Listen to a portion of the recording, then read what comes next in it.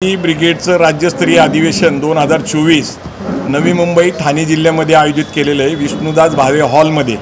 तर या उद्घाटन सत्राला या कार्यक्रमाच्या रोहित पवार, डॉक्टर अमोल कोल्हे, सयाजी शिंदे आणि अभिनेते निखिल चव्हाण आणि गौरव मोरे उपस्थित राहणार आहे। या अधिवेशनाचं वैशिष्ट्य असं आहे की उद्योगाची दूरदृष्टी ज्यांनी जे पुस्तक लिहिलेले आहे गोष्ट पैशा पाण्याची असे प्रफुल्ल वानखडे यांची मुलाखत अभिजित कारंडे हे घेणार आहेत।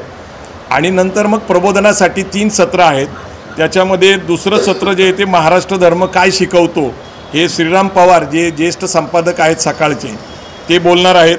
त्यानंतर तिसरं सत्र आहे त्याच्यामध्ये निरंजन टकले हे गांधीजींच्या स्वप्नातला भारत आणि त्याच्याचबरोबर मजबूती का नाम गांधी हे ज्यांनी पुस्तक लिहिले ते चंद्रकांत झटाले त्या ठिकाणी असणार आहेत। त्यानंतर भारतीय राज्यघटनेला अभिप्रेत असलेल्या विचारधारेची लोकशाही याच्यावर ज्ञानेश महाराव हे चित्रलेखाचे माजी संपादक आहेत। त्या कार्यक्रमाला प्रदीप सोळुंके आणि खासदार भास्करराव भगरे उपस्थित राहणार आहे। या कार्यक्रमामध्ये प्रामुख्याने आकर्षण हे आहे की आदरणीय शरद पवार साहेब यांच्या हस्ते छत्रपतीच्या गादीवर बसलेले यांचा राज्याभिषेक झाला आणि प्रथमच खासदार म्हणून निवडून आले हे छत्रपती शाहू महाराज यांचा सत्कार होणार आहे। शाही सत्कार ठेवलेला आहे आम्ही।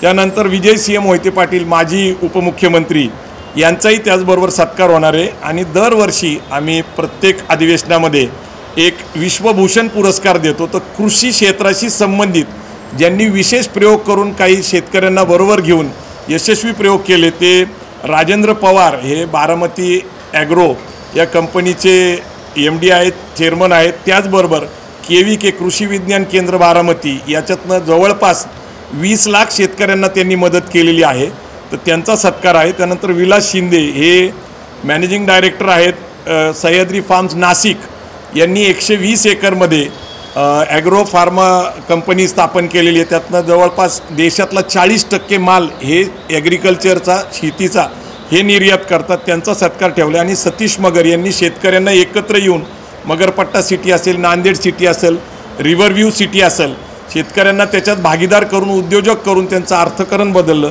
म्हणून शेती हा विषय डोळ्यासमोर ठेवून शेतकऱ्यांची उन्नती करणारे असे पुरस्कार यावर्षी आम्ही देण्याचं ठरवलं आहे। तर विश्वभूषण पुरस्कार यावेळेस राजेंद्र पवार, विलास शिंदे आणि सतीश मगरला देणार आहे असं हे कार्यक्रमाचं एकंदर स्वरूप आहे।